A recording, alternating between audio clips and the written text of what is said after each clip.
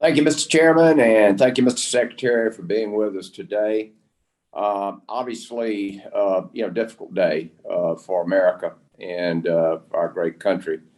And, obviously, we've got some local issues that you may or may not be aware of, but I wanted to make you aware of them.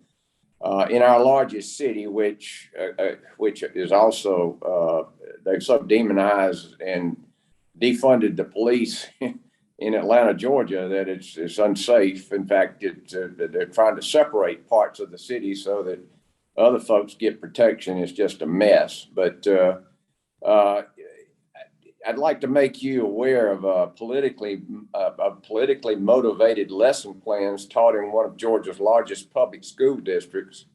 The Atlanta Public Schools is opposing Georgia's new election law and voter identification.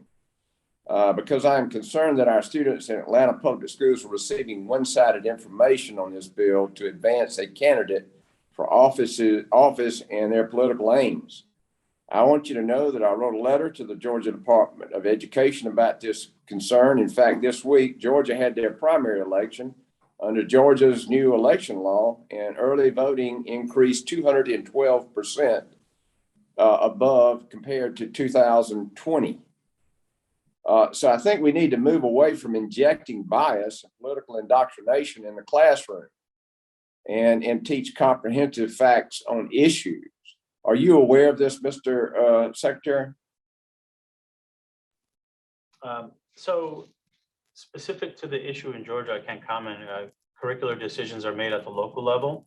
And what I can tell you, however, is the way our system is set up is states and local municipalities are the ones who pass curriculum, and it would be important for communication to those bodies take place. What I will tell you is that curriculum should be the truth.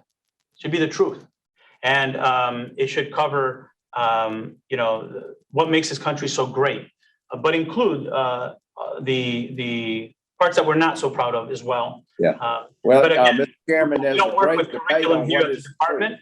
That would be my opinion based on myself as an educator. Right. Right. Yeah. There's a big debate on what is the truth. And I would like to, Mr. Chairman, I'd like to submit this letter for the record, please.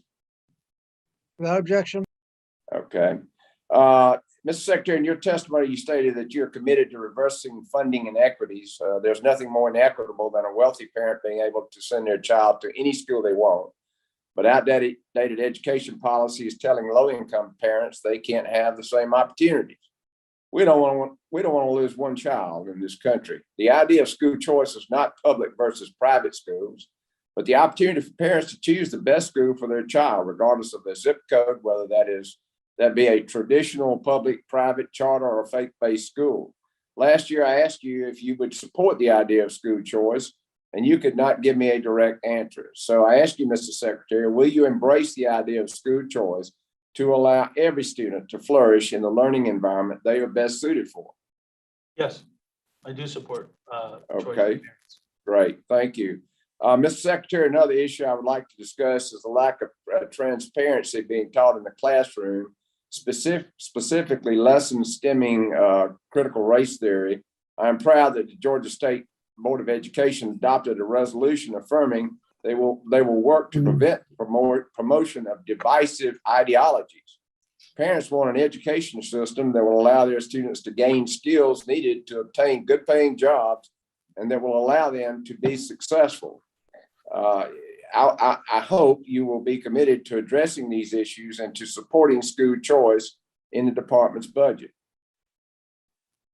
Thank you. All right. Well, Mr. Chairman, I yield back.